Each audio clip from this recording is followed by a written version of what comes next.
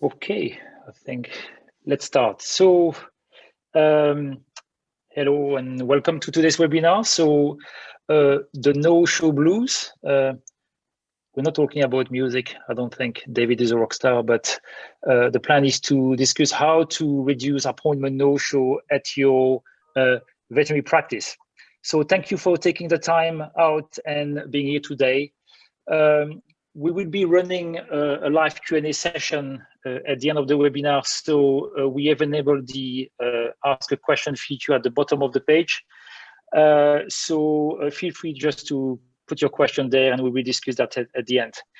If you miss anything, don't worry. We'll be sending around the on-demand recording when it's available. Now, quick presentation. So my name is Julien Renard. I'm a vet and co-founder of Vetstoria. And today I have the pleasure to welcome two guests. Ladies first, Debbie Boone. Hi, Debbie. Hello, Julien.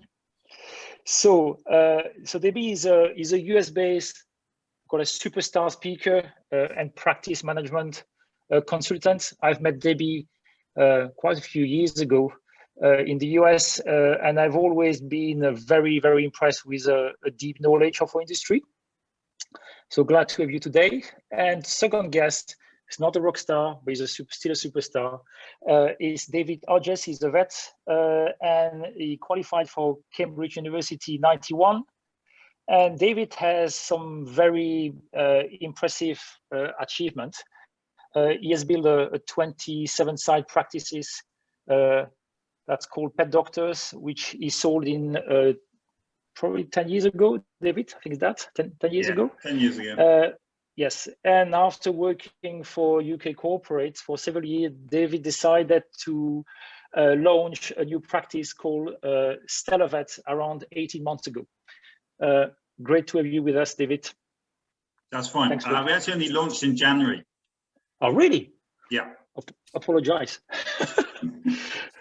All right, Debbie, up to you. All right. Well, good afternoon, everyone, or whatever time it is from wherever you are. Thank you for Julien and Vetstoria for sponsoring this discussion. For those of you in the UK, not in the US, or even some in the US, I acknowledge my Southern accent. I'm not upset if you need an interpretation about something I say. You can ask about it in the chat. Dave, you have a really unique timing, I would say, to start a new practice in January in the middle of a pandemic. So I wanted to ask about that. That's very interesting. As a consultant, I do like to keep up with the real world of veterinary medicine. So I think it's helpful for me to monitor and be involved in multiple online Facebook and LinkedIn management groups. In the last several months, many managers have started reaching out for advice on how to solve client no-shows for booked appointments. It was apparent that it was becoming more and more of a dilemma, especially as the high demand for veterinary services was increasing. Wasting even one appointment slot caused an animal in need to not be served. And although no-shows, I mean, we've always had those in veterinary medicine, this pandemic seemed to have put it on steroids. In an informal poll, I could see that it was a problem. So I do appreciate Julien and Vetstoria polling practices and showing us that at least half of them, if you'll see in this slide, are responding that they have at least 5 no-shows a week. Now, if the cost of an average client visit to the practice is approximately $200, that's in the US, not sure what that is in pounds, we can see the potential financial downfall. So the question here is, why this uptick? I'm not sure how this came about in the UK, but in the United States, because of closings at the beginning of the pandemic, many hospitals, especially the West Coast ones, developed this backlog of routine services. Then when veterinarians were declared essential workers, the hospitals opened to care for only sick patients. So the routine care continued to be delayed, and there was almost this snowplow effect of we could see these services piling up. They piled higher and higher as the practices then tried to figure out how to care for patients without letting clients in the building. The appointment time stretched from 20 to 30 minutes to an hour. And of course, you can't discount the shortage of staff, splitting teams into A and B groups, losing people because they were ill. There were practices who stopped accepting new clients. But as we all know, within every veterinary practice, there's a natural attrition of clients. You know, they move, they don't replace their deceased pet, their financial circumstances change, they give away their pet, they become unhappy with the practice, they change veterinarians. And so that attrition makes it important to have a pipeline of new clients coming into the practice. So now we have another dilemma. We want in the new clients, but new clients are causing gaps in our schedule. It was kind of the perfect storm. We had pandemic puppies and kittens piled onto that. We, in the United States, had 12 million animals adopted over the past year. All the clients, former, new, existing, started to call. There's a great anxiety then when the clients discovered that their veterinarians couldn't see them for 3, 4, 5, or 6 weeks. And then upset, they still realized that their pets had needs. So they started to call multiple hospitals searching for what I call the unicorn, which is the unbooked appointment. Now, they found one that was appealing to them because it was the closest timeline, but unfortunately they didn't go back and call all the practices that they had scheduled, and they left all those providers with a gap in their appointment book. In the US, there was also another kind of unique caveat, and I'm curious to what David's take is on this from the UK, but our clients had money. They had disposable income. We all received stimulus checks in the US, you know, whether we needed them or not. And so they were not spending money on travel or dining out or office clothing because we were working from home or the Starbucks morning run. So we said yes to all the services that our veterinary teams were recommending. Our AVMA stats show that veterinary practices did not see significantly more clients. It felt like it, but there was actually only about a 3% increase in the humans who walked in our door. But they almost universally had an increase in gross revenue, averaging 9.1% across the country. There was only a very slight increase in fees, but not enough to account for the increase in this average transaction. So David, I'm curious, did you see this trend in your practice, that are there similar stats that you know of from the British Veterinary Society about these increases in revenue? Short answer, no, but I was that unicorn. So I opened in January with 0 clients, tons of appointments, but no one to fill. And so literally, you know, bizarrely, opening in a pandemic was just the best time to open ever. You know, I was just inundated with new clients because exactly what you said, they were unable to get into their normal vets. And so, yes, they were ringing around. Or they were going online. I mean, I took a very deliberate decision with my new clinic that I wanted it to utilize IT as much as possible, to minimize the amount of phone contact we had with clients. A, because I hate using the phone, just a personal thing, and B, it's pretty inefficient. So, you know, all of my marketing, everything that I do has been basically pushing people to booking online, and then they can pick the day, they can pick the time. And the key thing for me, which I think feeds into what we're talking about today, was basically all my guys, they have to prepay. So they are paying their consultation fee when they book. And if they come in or they don't come in, from a financial point of view, I'm not bothered. Okay, absolutely, it's a wasted consult for possibly an animal in need. But from a financial point of view, you know, I really wasn't that fussed whether they came in or not. As soon as they booked and they paid, then that's kind of job done. So bizarrely, opening up in the pandemic has been a masterstroke. I mean, I didn't plan it that way. I was kind of dreading it, really. And when I opened, it was literally just me open, and next door to me is a bike shop. And in the UK, bike shops are allowed to be open. So we were the only two things open. Everything else was shut. It was like tumbleweed going past the front door. There was no cars, no people. But actually, as you say, people, and particularly during the pandemic, they've really relied upon their pets in lots of different ways, mental health, fitness, whatever. And so the pets have become even more valuable to them emotionally. And as you say, a lot of them have had a lot more money. I wouldn't say that we haven't had stim checks in the UK, but even myself, when I noticed we weren't working from home or not working at all, you didn't spend as much money.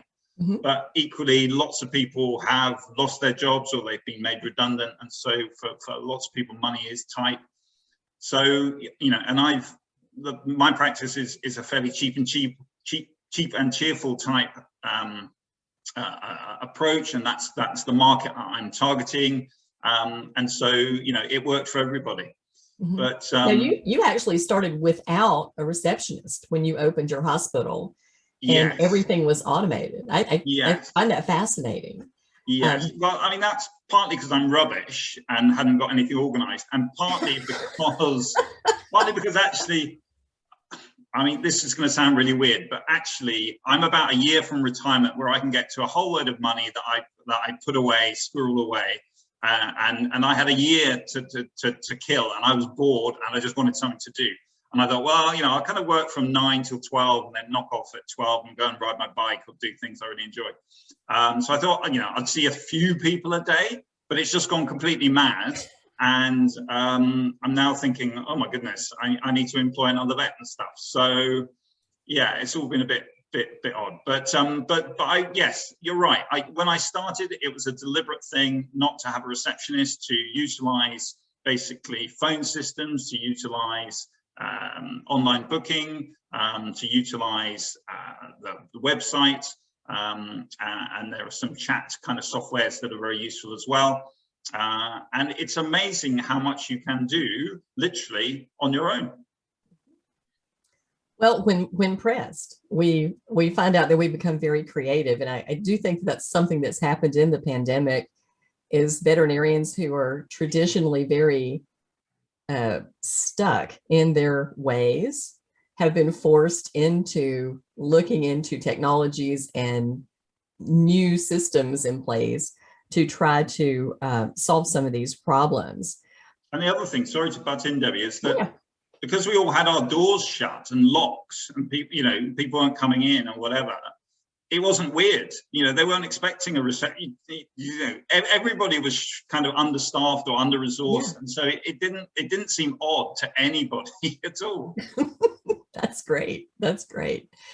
And you, even with your technology, though, did you have no-shows in your practice that you were saying they booked, but they booked online, and you made them pay in advance? But even then, did you still have people who failed to come in? Absolutely. I think everybody has that. But I mean, in fact, one lady no-showed twice, but her reason was her lung collapsed and she ended up in hospital. And I actually saw it this week, and we had to reschedule a couple of times. And I said, look, it's not a problem. And she came in. We'll give you a little grace for that. Yeah, we were talking about her collapsed lung and stuff. And yeah, I mean, we all get them, but sometimes there's a valid reason for it, and that's fine. I think a collapsed lung is acceptable reason. That's acceptable reason for a no-show. But sometimes the cat might get out or whatever it is. But the thing is, if people have paid money up front, I'm tight. If I've paid money, I want to get my value for that. Okay. So if people have paid up front, they are much more likely to make sure they lock the door so the cat can't escape or whatever it is. Okay. They're gonna have a better plan. Yeah, absolutely. So Julien, this slide shows us that most practices are seeing an uptick in no-shows since the pandemic, that things have become worse. Will you share a little bit about how you guys pulled this data and compiled it? Oh, I think you're on mute. You're on mute, Julien. Yeah. Apologize. Yes. Okay. So yeah, so we did a survey. I think it was around, Nate did that. It was around 3-4 weeks ago, and one of the reasons is that there's very little study done in the space. So it's very difficult to collect data and know exactly what the benchmarks are. And can tell me if I'm wrong, but David, but I feel that one of the main reasons is when there is a no-show, a lot of practices don't necessarily record that in the PIMS. So because it's not recorded, it's very difficult to have consistent data. But one thing that it's certain is our clients have been reporting this issue consistently. So that's one element. Now the survey that we did, and maybe you can go to next slide, Debbie, if you don't mind. Yes, so we did this survey, and it was 152 practices who participated, and only 15% were Vetstoria customers, and the response were coming from UK, US, Australia, Europe, and more than half of the people surveyed believe the issue was mainly related to the new customer, new client. Okay, while a third were pointing the fingers as existing client too. So that's really the result of the survey. So yeah, 150 people, but practices, but across all continents. And one thing that comes out of this, but also feedback that we hear often, is clients are booking multiple appointments. There's obviously a shortage of appointments, and okay, because of the pandemic, lots of this puppy pandemic, everybody's aware of them now, and the capacity of veterinarians have just been decreasing. So people are just trying to find the earliest available appointment, which means that they are shopping around, and that's one of the main reasons of this increase of no-shows reported. Mm-hmm. Well, let's talk a little bit about. We mentioned the high demand, which is absolutely true. And let's see, I'm flipping my things backward, I apologize. Some systems in place, because David started a unique practice with systems in place from the scratch that made people know that this was their normal. But for existing practices who were changing their protocols and trying to figure out what in the world and how to manage, I see that some of the managers have created some systems in place that seem to thwart some of this no-show. And one of them was they were having the client send over medical charts from their former veterinarian. And they required that in order to confirm the appointment. Now, I see that that's, it certainly gives people a valid skin in the game, but it also is an issue when you have puppies and kittens, and we had a lot of those who have not been to the veterinarian before, so there is actually no chart to transfer.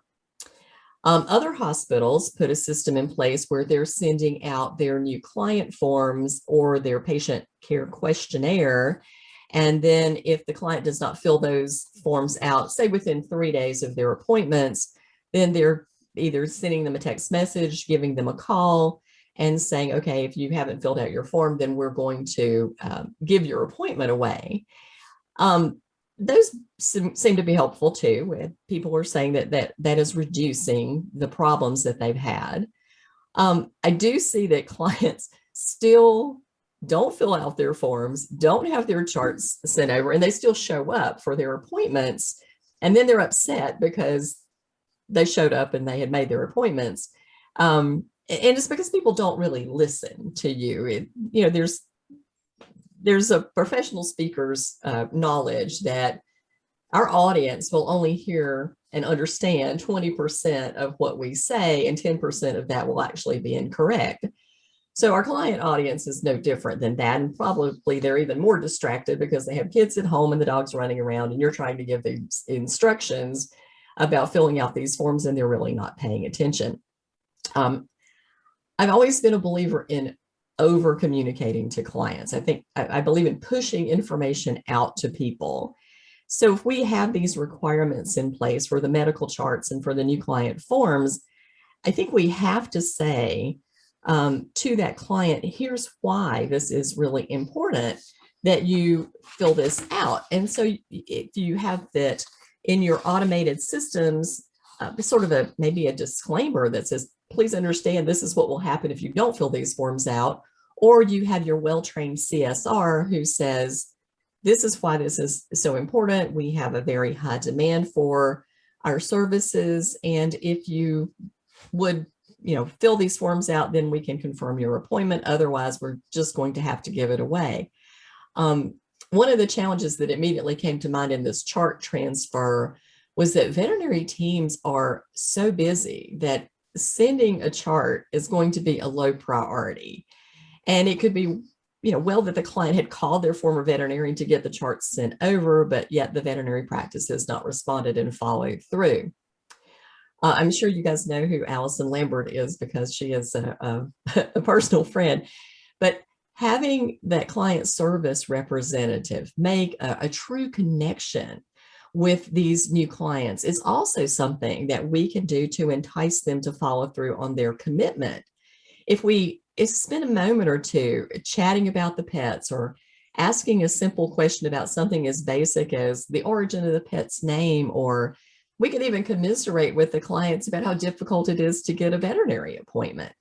But all those things show people that you care, that they are beyond the number, that they are important to your practice. So when they feel that you care about them, even if they have called a couple of other places, if they got a great customer experience with your team on the phone or through your site, then maybe they didn't get such a great experience in another practice, more of a business, like try to get you off the phone.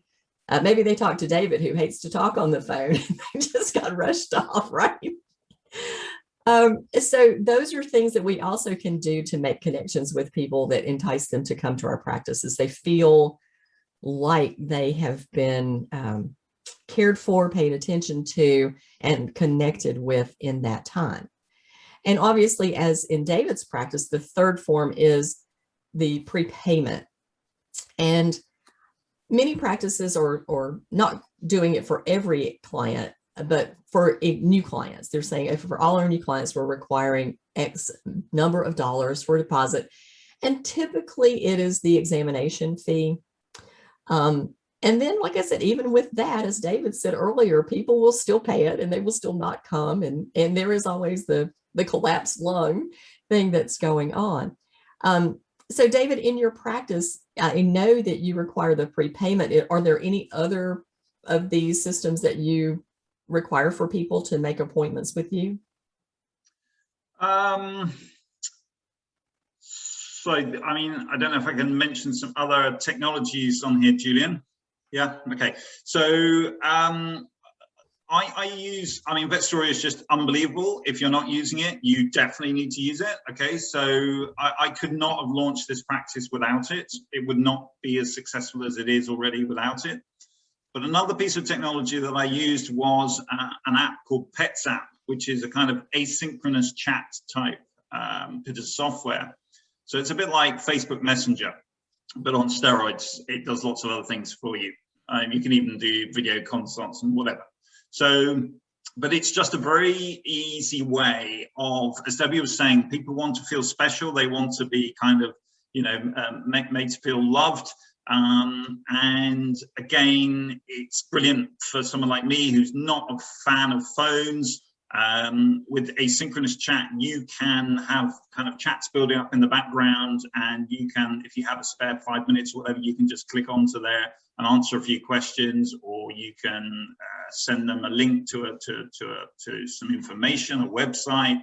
You can, ask further questions. You can ask them to send a video of the dog's lameness or whatever it is. You can do lots of things, or your receptionist can do it, or your nurse can do it.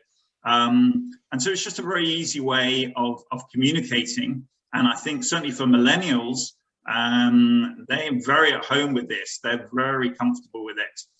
But bizarrely, where I practice, it's quite a retirement type area. And I was surprised, I would say probably 95% of even my kind of retired clients have smartphones and are able to download the app and use the app quite comfortably. And the feedback from I ask everybody coming in, how did you find the booking procedure? How did you find this? How did you find that? And universally, people love booking online. They love the chat. They love to be able to be in contact with you, even though it's delayed. And sometimes it can be 2 or 3 or 4 hours before you reply, which gives you a lot of flexibility. You know, they're still happy with that because they're kind of used to that with Messenger and things, that things are not instant necessarily, and it can take a bit of time. So David, I agree. The clients they like to be cared for. They like to get a kind of personal experience, and the technology helps you to do that even more. David, do you have customer sharing with you maybe the feedback that it's less personal because it's not on the phone? So less personal because it's not on the phone? Oh yes. God, no. There are lots of people out there like me who are not fans of phones. Okay, they just find it. I find phones annoying. You ring, it's engaged, you get put on hold, you listen to some tacky music. The phone line quality is poor, particularly now because most phones are internet, based technology. The quality is rubbish. And the person you're trying to speak to is either busy or not there, or you go to answer phone or whatever. So not a massive fan of phones. And that's where really the chat and being for me, I like to self-serve. I like to go to a website, right, I need to book in for X day, X time, click, click, click, job done, get on with my day. Very easy, no stress. Didn't have to interact with a person because I'm really not a people person, but and it just makes life much easier. And there are lots of people out there like that. I mean, I ask people, when people come in, basically at heart, I'm a marketeer. I'm not a vet. I'm a marketeer. I like the marketing side of things. The vet side of things, oh God, I'm a schmuck vet, but I'm a reasonable marketeer. So I'm asking these things because that's what I'm interested in. And the feedback is universally, clients like it. They like it. They like being in control. They like being able to book things when they want to book it. And I would say, well, you've got the data, I'm sure, but nearly 50% of my appointments are being booked when I'm closed, when we are physically closed. So imagine that half your appointments are coming in when you're shut. I mean, that's just fantastic. I love that. I'm at home and I get an email ping up saying, you've just got another appointment booked through Vetstoria. It's like 9:30 at night. It's just brilliant. Yeah, I'm sad that gives me a buzz, but that's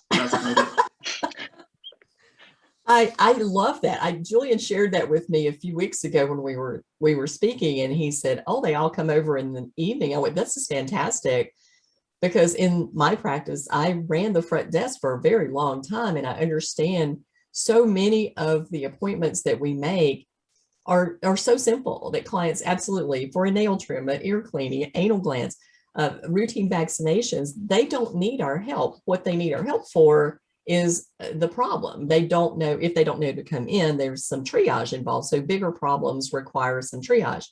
But you're exactly right about the text messaging. I do some work with Weave telephones, and some of their statistics are when people call on the phone, it takes 90 seconds, but when we're sending text messages, it takes 13.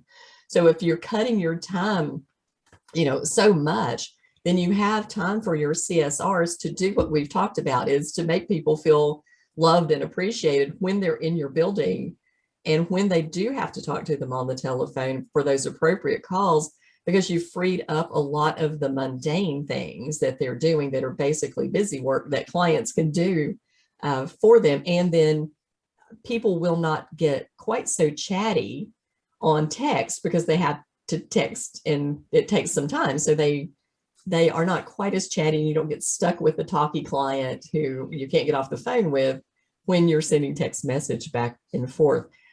Julien, you can send loads of emojis, and people love emojis. You like emojis? Yeah, they love them. Yeah.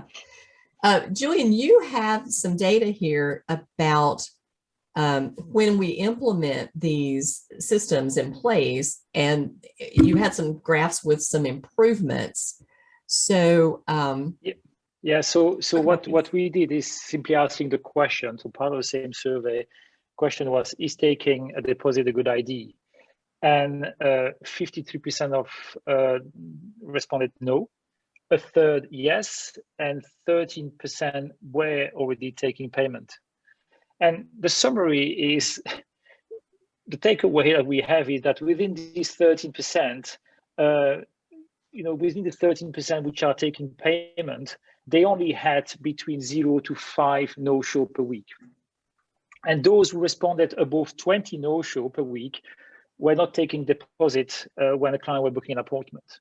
So that really shows that taking a deposit is not going to limit the no-show, and I think David just confirmed it, but it's going to massively reduce the problem. And as David said, it's a bit less of a problem for him because it doesn't, there is not the financial loss of the client not coming up to the appointment. Now, what we have on Vetstoria too is the practices, and I believe David, you just take for all appointment, but we have the option on Vetstoria to take the appointment, the payment, for new client or existing client or per type of appointment. You could say, for example, or if it's a new client, we want to take a deposit, but my existing client, I don't want to. Okay, it's up to the practice to decide. Or actually a vaccination, I want to take the payment, but a sickness or injury, I'm not going to. So it's really up to the practice to decide. It depends of the operation, it depends of the client base, it depends of how they want to implement it, if they want to do that progressively. Okay? Mm-hmm. Can I butt in there, Julien? Sure. Okay, that previous slide was the most depressing slide. I haven't seen these slides before, guys. That was the most depressing slide in the world. 53%. Oh my God. You guys, wake up, smell the coffee. Sorry. Okay, so, again, data that I have seen, not from somebody else, and it deals with what I call micro payments. Okay, so clients are much happier to pay in chunks, particularly when they can see what that chunk is going for. So what I'm getting at here, and again, as a marketeer, what I want really is I want my client to come in and have a consultation, and I'm going to flog them some shampoo or food or give them an injection and give them some tablets, whatever it is. And I want that bill to be under 40 quid in the UK, 40 quid, which is basically where you can just literally take out your card, put it on the machine without putting your PIN in, and it just sucks your money away, okay? Basically, whenever you wave your credit card on a machine and you don't have to put your PIN in, psychologically, you haven't spent any money.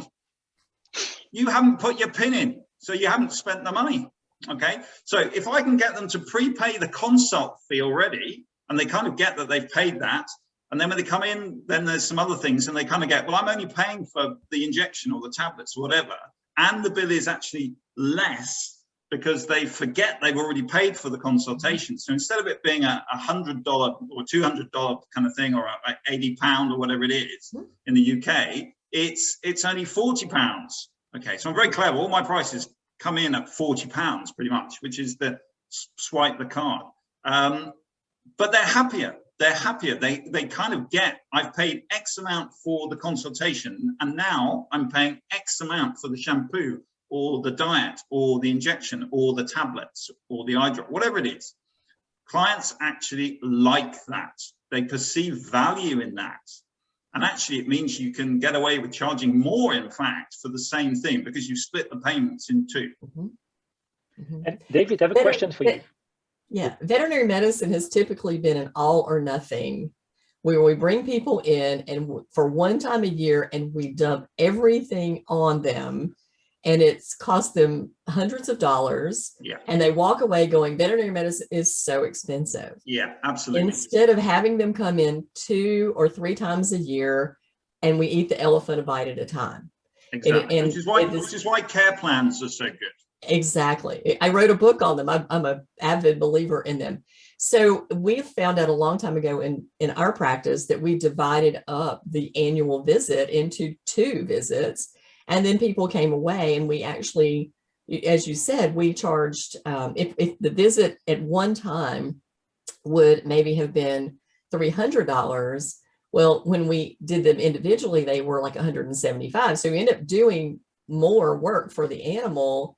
The client's perception is it only cost me $175 rather than it's $300 every time I go to the vet, and we made more. Yeah. So we really need to, I mean, we have this dilemma of no time because we don't have available appointments. So if we're seeing people more often, it is a challenge, but you've solved it with let's pay a little bit now, let's pay a little bit in office. And that psychological perception is this is a very inexpensive place to go because I didn't have to pay it all at one lump sum. You are a good marketer. Can I ask you a question? I'm a schmuck vet, but I'm a half decent marketer. David, do you think that you have less discussion around, when you have to do, estimate? Do you think that you do less estimate discussion now that you take payment up front? This consultation, this discussion that you have in the consultation room when you need to explain the price and breaking down, and then, people are thinking about it. Do you think you have less that or not really? I'm not sure I totally understand the question, but from the point of view of estimates, I'm a big fan of estimates. I believe in clients knowing what they're getting. I hate, for me, and I know everybody's going to shout at me and go, oh, no, that's terrible. For me, I like to say, right, a dental is going to be $600, £300, $400, whatever it is. I don't care whether I take out 1 tooth, 10 teeth. I'm a marketeer. I want the client to say, how much is a dental? A dental is X amount. I don't want to say, well, how much does your dog weigh? How many teeth do we need to take out? That's rubbish marketing. Okay, again, you're going to, everyone will shout at me, that's not professional. Okay, fair enough. I'm not very professional. I'm a marketeer. All right. But that is what the clients want. That is the clarity that they want. Okay. So I'm happy to do estimates and I will do all that stuff and people can take it or leave it. And that's not a problem. But yeah, estimates are great. I think being upfront about costs is really important. Yeah, by estimate means, okay, obviously providing an estimate is important, but do you feel that it's just easier to have the client agreeing with your estimate because you are breaking down the cost in 2, or you don't see a difference? No, because when I'm estimating, it's for bigger things. So so for me, the consultation is to get them through the door. Yeah. And to do something small today to get the price at £40, so they wave their card and they don't have to put their PIN in. I mean, it doesn't always work, but that's the mentality of what I'm trying to do. And I'm trying to get them in because they'll perceive to me to be good value. It was easy to book. And then when they come in, oh, this lump needs to come off, or, oh, a free dental check, which they can book through Vetstoria. Okay. Oh, yes, we need a dental. How much are dentals? Oh, they're £300 or whatever it is. Okay. Or that makes sense. The dog is lame. Oh, we need to do an X-ray. Whatever it is, the consultation is the window of opportunity to high margin products and services. There you go. This is a marketing discussion. It is. It is. Okay. Oh, you're absolutely right. Okay. I think this is the slide that you were talking about, looking at that clinic in Melbourne. Yeah, well, yes, actually, there's a clinic in Melbourne in blue, and the clinic in green is David's practice. So David was a little bit upset hearing that, or seeing that 53% of practices are not taking deposits. So, and one of the main reasons why practices are a little bit anxious about this is the conversion rate. People feel that they'll be booking less, okay, which is, a fair question to ask. So usually on Vetstoria, we consider that, on the left, on the vertical axis, we see that is the conversion rate. And I don't see, it's actually a bit too small on my screen. And then on the horizontal, you have the months. So these charts show the completion rate. Now, what we see is typically on Vetstoria, a good completion rate is above 30, but 40, 50, that's what we consider as a good completion rate. So a client starting a booking and completing the appointment would mean securing the appointment until the end. And what we have on the blue line is a practice in Melbourne, which are taking payment for all their appointments. And I think that they're taking a mandatory deposit of $70. And what we've seen is they had a completion rate who was around 50, 55%. And then they started taking a payment and the completion rate dropped. And what we see now is that the completion rate is increasing. And the point here is obviously clients, and we discuss with them, and clients, when they suddenly have to take payment, is a bit of a surprise, and it will impact the completion rate. Now, this practice has also done loads of communication around, this new way of booking a consultation. And there is some way within Vetstoria to communicate about that. And now we can see the completion rate, which is increasing. So we had a drop between 10 and 20%, and now they're on way to have a higher completion rate. So that's one clinic. The second clinic is it's David's clinic, which is in green, and actually his completion rate is more the upper trends. So that's really, but I guess one of the reasons, David, you can, tell me if I'm wrong, but you have been doing that from the start. So your client expect to have to do this. So this is part of the normal process for your clinic, correct? Correct. So from the onset, the aim was to have everybody book online. So that I don't want people ringing in. I hate the phone ringing. I hate answering the phone. It's just awful. And I didn't want to employ tons of receptionists because I'm very tight and I like profitability.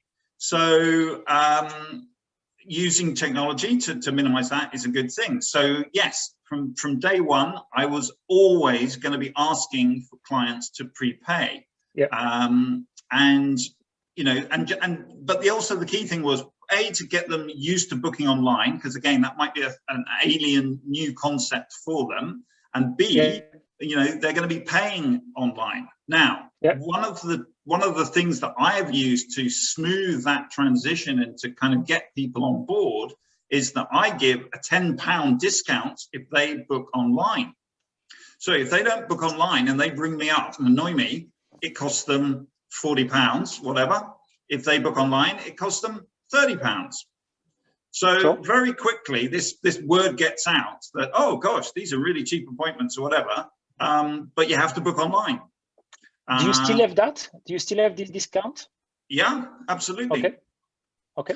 And also we did a vaccination, again, launching in the pandemic, fantastic. All the other kind of incumbent vets have been putting off these vaccinations, telling people they don't need to vaccinate for so long. I mean, honestly, I think it's been insane what people have been saying. I know they're busy and whatever, but the message from a marketeer's point of view has been insane. For years and years and years, we've been trying to get people to vaccinate every year, to worm regularly. And then suddenly we're telling them, oh no, don't worry about it. We can let it go 3 months, 4 months, whatever. And then when people ring out and say, well, actually, it's 4 months, you've gone over, you're going to have to restart the course again. I mean, honestly, you guys are just shooting yourselves in the foot. It's just madness. So anyway, so people, we did a booster vaccination promotion, dead cheap, but you have to book online. So again, I'm just educating people. Go online, book online. Yeah, David has discovered the way to train clients is through money, and it really does work. There's consequences, right? Yeah, I think money to start with until you've established a relationship. Okay, but once you've established a relationship, then it's all about the relationship. Exactly, you're exactly right. But money gets them in the door. Yes. So a lot of the things that we've talked about here is obviously new clients, putting this into place for new clients. David has it in for all of his clients. But what about the the problem clients that we have that are existing clients, because some of the practices are saying we're only doing this for new clients because new clients seem to be the ones who are causing our dilemma. But honestly, we had chronic clients who were later no-shows. And so I think that let's start with talking about the appointment book. And because I am an advocate for differentiated appointment times. I do not think that we should set 30-minute appointments for something that takes 10 minutes or 30 minutes appointment for something that takes 60 minutes. And I see that as a consultant in practices all over. Oh, what is your appointment? Oh, with 30 minutes. Well, for everything. Well, yeah, well, that's dooming you to upset your clients because you are going to get behind. So let's do time and motion studies. Let's have differentiated appointment times and determine how long these things take.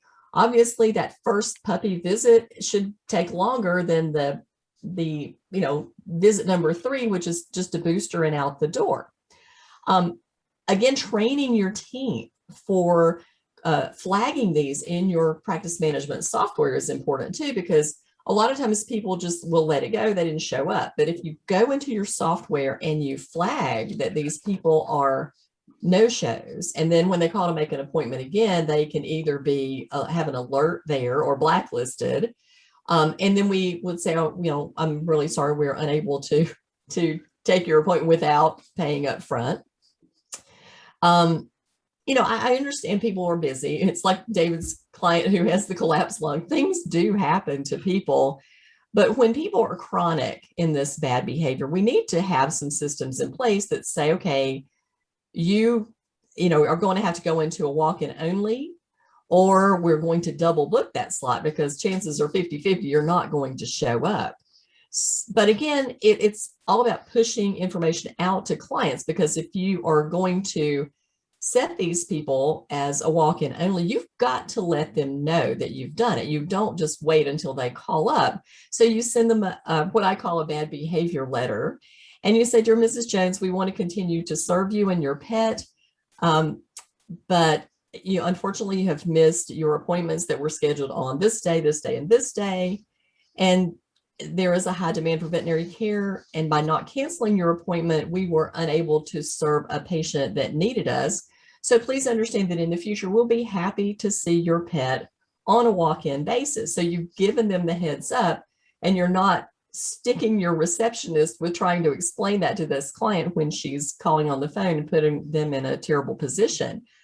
You can send the same kind of letter to people who are chronically late, because once people understand that there's some consequences for not showing up, then either they're going to improve their behavior or they're going to stop coming. And if they've stopped coming, that's okay, because we haven't lost anything, because they just are wasting our time. It's a discussion that I have a lot with veterinarians. Oh, they're a good client. No, they're not a good client. They complain about every dime that they spend. They are an incredible time suck to your team. They're abusive to your staff. And they stick in your mind that they're here a lot, but they are not worthy of your time. So let them go. It's fine. Confirmation systems in place. As David mentioned, the text messaging, emailing, and finally calling to confirm. These are all things that we can do to diminish the no-shows. I personally always like to confirm at least 2 days out, because that way, if somebody does say, oh, you know what, something's come up, my lung is collapsed, I really can't come, then we have an opportunity to fill that gap, to fill that vacancy. And I also like having a wait list. And I know that sometimes we don't know about these things until the last minute, but then again, if we send a text message out the morning of, and somebody texts us back and says, I'm not, my 2 o'clock appointment, I'm not going to make it. Well, at 8 o'clock, you have a wait list and you can call people. We used to do this for our boarding facility all the time, and people greatly appreciate being able to get in for that. As we talked about, David was talking about putting off all these routine things. I foresee in the future, and tell me if you see this too, David, the next couple of years are going to be horrible, because all those things that we pushed are going to come due in a year and then in another year. So if we don't manually get in there and manipulate these reminders when people are going to come in for these vaccinations and annual visit care, then it's going to repeat itself again until it kind of attrition takes care of itself, where people are always late and delayed in that. How do your hospitals confirm appointments, Dave? Are they, you told me you're using text messaging, and I know that Vetstoria sends email messages out. Are there other systems you have in place to get your people in? Currently, no, but I am looking at it. I've got literally another system kind of kicking in the next few weeks, but and it will involve text messaging a few days before the day of the appointment. It will also be asking for feedback after the appointment. So texting, emails, it's all linked with the kind of booster reminders and all that sort of stuff. So again, technology. Yes. As little people involvement as possible. It takes a bit of time to get it set up nicely, but once it's set up, you never have to set another booster reminder. You never have to phone anybody to remind them to come in. It's done automatically in the background. Yeah. So I would be a big fan of that. And again, I think, you know, lots of us, I mean, my dentist has been sending me texts for donkey's years, and it's really useful because I forget all the time. Yeah. My dentist sends me 5 messages. I mean, my dentist worries me to death, basically. I think it's almost too much because it's like a month out, it's a week out, it's a couple of days out. And I'm like, I've already said yes 4 times. Really, that's enough. That is enough. But I think there's, you know, we talk about how many times do you not no show? Exactly. Never. For the dentist, you better go, or you're, you know, not going to get in. And of course, now it's like that for the veterinary teams. You can't get in either. But you're right, automating these things, because all those systems, the records, the sending out things, if you're not automating those things, then it is very tedious and it takes time. And you have a front desk staff that's probably doing this stuff. They're already, it just doesn't get done. That's the problem. Right. And they're stretched thin manually. That's somebody's responsibility. And all it takes is a minute of distraction for it not to be done. So if we automate these things, it's going to happen. And I want to get feedback from you about the state of veterinary employment, because in the US at this point in time, AVMA came out last week with statistics that say there are between 15 and 18 openings for every available veterinarian in this country. We also can't find veterinary nurses, veterinary technicians, we call them here, or animal care assistants.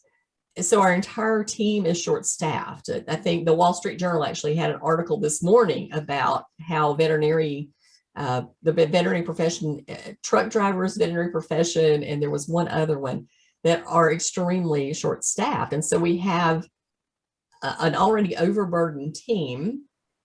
We want to put some systems in place, but if we do not start to leverage technology, we will burn out the people that we already have. And I think the way of the future, and I think, David, absolutely, I can see that you've done this in your practice, is that we absolutely must leverage technology as much as possible to save the people for the things that only people can do. And because we do not have enough people, and I don't see that getting better anytime soon. What is your perspective of that, David? Yeah, well, I totally agree with you. In fact, I'm going to take a step back to your scheduling thing, actually, just to say that on Vetstoria, you can actually give each different appointment type a different chunk of time. So for me, a client can book a nail clip, that'll be 10 minutes. They can book a normal consultation, which for me is 20 minutes. They could book a first puppy vaccination, which is going to be 40 minutes. They could book a behavioral consultation, that's 60 minutes. So each of these different consultations have different chunks of time, and they fit straight into the practice management system. So again, nobody has to make a decision about it. It's done automatically for you. But going back to the employment situation, yes, exactly the same in the UK. You know, we have dropout rates which are massive. We have, you know, vets leaving the profession. We've had a massive increase in the number of practices since I qualified. I mean, there's practice, you know, in my area, we were like the only practice 20 years ago. There's like 6 practices now. So that's a heck of a lot more vets. And also now, when I first started, everybody worked, 7 days a week pretty much, and was on call forever. And it was just, that's the way it was. Now people don't do that. They want to work part-time. So it takes 3 vets to do the work of an old school vet sort of thing. So that means we need even more vets in order to cover all the consultation hours and all the actual kind of work that we've got. So yes, I can't see that getting better quickly, although in the UK, we are literally, seems to be, opening vet schools every other week. So every week in the vet press, it seems to be a new vet school opening. But the lag, it takes 5 years, 6 years to get a vet through that system. Yes. It's going to be ages before we get those vets coming out. And the other thing in the UK is, historically, we have been reliant on EU qualified vets, and since Brexit, those numbers have dropped off. So again, we're suffering really acute shortages, and same for veterinary nurses as well. So again, I think utilising technology as best you can, minimise the number of people you physically need is important. I think also a real bugbear of mine is veterinary nurses. I think veterinary nurses are massively underused. And unfortunately, I think a lot of the blame for that has to go to the Royal College, who, again, I'm not a big fan of, and they will not let them do anything. So they need to expand, they need to let veterinary nurses do stuff. And then they can be proper paraprofessionals. At the minute, they're constrained from doing pretty much anything, and that is just so frustrating. I think for practice owners, for vet nurses themselves. I think if the veterinary profession is to survive, we have to learn from the NHS. Who, if anybody spent any time in the NHS, the whole place is run by nurses. Okay, nurses do absolutely everything, bar the very few things that only doctors can do. And we need to go down that route without a shadow of a doubt. Absolutely do. I think I've spent some time in the veterinary schools and done some consulting there and some speaking with the students. And one of the things that I observed there was that the veterinary technicians that they do employ are utilized, but they have nowhere close to enough veterinary nurses to do all the work that is required, and they don't need to because they're using the veterinary students as unpaid labor, or basically as labor that is paying to do this work. So we train veterinarians in veterinary school to be veterinary technicians and do veterinary technician work and veterinary work. And so when they get out of school, that's what they know to do, is both of those jobs, rather than remaining hands off to the nursing skills and letting the nurses do that. I think we're getting better in the United States because we have consultants like me, and some of our speakers have really hammered it a lot on utilization. And even data shows that it brings utilizing a licensed professional technician into the hospital increases revenue about $90,000, because the veterinarian is then free to do veterinary work, and all these people are leveraged appropriately according to their training, and they stay. That's the other thing, because they have job satisfaction rather than just being glorified dog holders. Absolutely. So we don't create a culture where our people actually enjoy walking in the door every day. We're going to continue to suffer losing staff and continuing to lose staff. Well, I see we have some questions and we are close to time. So let's look and see about our questions, and let's see. Oh, okay. So if you are having clients prepay, are you getting pushback on the client wanting their money back for their missed appointment? So David, I'll let you answer that question. No, not yet. I mean, with Vetstoria, you can set up time frames of when they can cancel and when they can reschedule their appointments without losing their money. I think Julien probably knows better than me. I think mine's set at 6 hours, so they can cancel up to 6 hours before. But no, I've not had any kickback at all.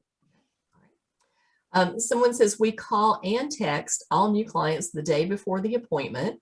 We send the client information sheet ahead of time, and we send automatic reminders, and we still get no-shows even for scheduled surgeries.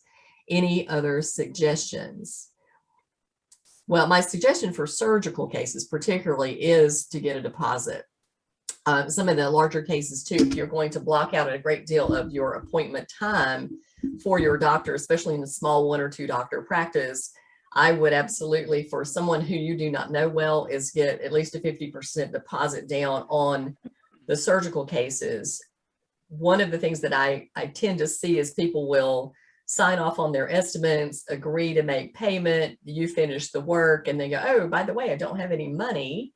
And then we've got to figure this out. So I think the deposit pre-qualifies the client, at least you have most of your cost involved there.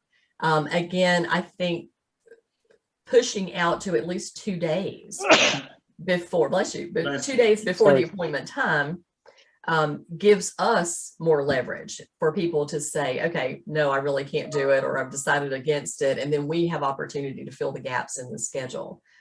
David, any ideas from your end? Yeah, I mean, I don't get much cancellation of procedures, I must admit, but I think that the way I would look at it would be the relationship with the client, the buy-in to what you're doing. If I've got to the point where we're scheduling that, whatever it is, the procedure, then, you know, we have agreed that this is the best thing for their pet, and to not do it is letting the pet down. You know, it's just that this is what we've agreed. I always stress that it's a team effort. You know, everything we do, it's not me, it's not them, it's us, it's we, it's, you know, we've decided to do this, and just stress that it's a team thing, and they're letting the side down, really, psychologically. I don't stress that, but that's basically what I'm working on. Mm-hmm. Yeah, I agree. It is always us together and for the benefit of the pet. And yeah, even if you call to, and what are you saying in your text reminders too, because language matters. And I think sometimes we go, your pet is due, or your pet is overdue, which makes the client feels guilty about being a bad owner when they don't show up. And instead of saying, we're excited to see you, and your pet's going to feel so much better. And, you know, it's changed the language. And again, going back to it's marketing, but it is human nature to want to go where there's positive reinforcement of things rather than us being negative about things. Our other question is, with the online booking, do you find sometimes that the reason the client books the appointment, say perhaps a wellness appointment, turns into another reason after chatting or during the exam itself, as in the wellness exam turns into a sick pet exam? I think that if you look at particularly Vetstoria, there are problem lists there that people have to check off. And so when we're asking those questions, is your pet doing this, this, this, and this, then it automatically knows what kind of appointment that is. So David and Julien, you guys clarify that. You're much more familiar with it than I am. Yeah, that can happen, but I'm not a big fan. So again, I'm a marketeer. I don't want to put any barriers in the way of the client coming into my clinic. So I just want them in the clinic. Yeah. So if they might book an anal gland appointment and it may turn into a proper appointment, that's fine. Okay, it's a bit of a pain. Yes, it will take a bit of extra time potentially, and that can muck up the scheduling. But what I would say to people is that this is now changing from an anal gland appointment to a full appointment, to a full consultation. It's going to cost them this amount of money. Do they want to go for it or not? Okay, and they can make that decision, and they kind of get that, they understand that. And I would say the vast majority of times, you know, they're happy to pay the extra and they're happy to turn it into a full consultation. So the only downside is they've eaten up a bit of extra time. Is it happening often, David? Pardon? Is it happening often? Is it happening often? No, not massively often, but it does happen. Sure. Do you think that it's also happening when they book over the phone, when he starts by an anal gland consultation and then he ends up being a bigger consultation? Yeah, I mean, but if it's a telephone conversation, you can kind of broach the subject a bit more beforehand. I mean, I had one today, in fact, where a guy was calling up about it, and I said, well, you know, if it's this, it'll be just an inland. But if it's more than that, and it sounded like it was more than that, the way he was asking questions, I said it'll be a full consultation. And as long as you're upfront and honest, people are happy. Yep, makes sense. Juliet asked, do you have any issues with clients scheduling an appointment for a technician when it is supposed to be made for a doctor and vice versa? This is something we've had a huge issue with when it comes to online scheduling. Well, currently I don't really have that problem, so I can't really give you a definitive answer. But my as a marketeer, what I would be doing is, and again, I actually need to speak to Vetstoria about this, about how we can do this, because what I would really love is to be able to book differential prices for different people, so even different vets. So if I've got a new grad who may not be superly confident, and I want to build up his confidence, and I want to build up his clientele, I might say, right, if you book with Daniel, say, the new guy, it's 30 quid. If you want to book with me, it's going to be 50 quid. And I'm going to push the people to that vet to build up his confidence and to get him known in the area. Equally, I might say, right, nail clips, if you want nail clips done by me, they're going to be £60. If you have a nail clip done by my technician, it's £15. So, you know, we can, you know, motivate people. We can push them where we want them, really, by subtle kind of hints, or maybe not even that subtle hint. But I think you should be able to get people where you want them, but you've got to think how you're doing it, and psychologically how you're going to nudge them there. David, this question is for you from Larry. He wants to know, without a receptionist, how do you onboard new clients when they arrive after booking through Vetstoria? They're already onboarded. They're done through the app. Vetstoria onboards them. They get all the details. It all comes through, and then literally, I mean, it doesn't automatically put it into the practice management system. I thought it was going to do that. I really was like hoping it would do that. But it basically gives you all the information, and it's literally cut and paste. It takes 30 seconds. You've got a new client onboarded, and you can then send them out some information. It doesn't take long, and then it's all done before they come in. Well, your nurses must have been doing that inside. Yeah. Yeah. One of the reasons we don't do it, David, is we need to be 100% sure they are new clients, because we can't create double recall. So this manual check at the end is a key, I would say, step to avoid these double recall. Yeah, no, I mean, it wasn't a mega criticism. It's still a brilliant system. I'm just explaining why. Yeah, I understand. Yeah, I mean, it's a fantastic system. So basically, you know, they book through every time they book an appointment. If they're a new client, they'll do a new client registration, and it's all self-serving. They're putting all the stuff in, and I cannot stress how much easier it is when I have to register somebody over the phone, or whether my nurses register somebody over the phone. You know, you have somebody that says, "Oh, my name's, I don't know, Daniel McGrath," and it's like, well, is that M-A-C, M-C? How are we spelling that? You know, it's just, there's so many kind of spelling things that you could get wrong. Whereas if they've typed it all out into the form and it all comes up and you're just cutting and pasting, it's dead easy and you don't get anything wrong. Okay. Just wanted to make sure we didn't have anything in the chat here that we needed to talk about, because the last question is, I'm curious how the online booking works as far as combining reception appointments on schedule, so you aren't surprised when someone walks in and you aren't expecting them. Can I get information on this software? I'm absolutely sure that we can get you information on the software. So Julien, I think that's a good one for you to answer about how the scheduling works, inside, outside, online scheduling. Well, it's very simple. There is one diary, one calendar is the diary of the PIMS. And Vetstoria is going to push real-time the appointment in the diary used by the receptionist if she's scheduling, or if he is scheduling an appointment over the phone. So there is just one diary. There is no another software to look at for the online booking. It just goes into the PIMS used by the receptionist. So it's very simple. Well, I think we've answered all our questions, and I'm looking through the chat, and I think most of the things that we were mentioned in chat, we have also discussed. So cute kitty, we'll see the kitty. We already done that. So here we have information on all of us, and we definitely appreciate your time today. And Julien, thank you for Vetstoria sponsoring. As I said, if anyone wants to get in contact with us, here we are. Thanks to both of you, and thanks everyone for taking the time to attend this discussion. Thanks a lot. Thanks, everyone. Thank you very much. Thank you. Bye-bye. Bye.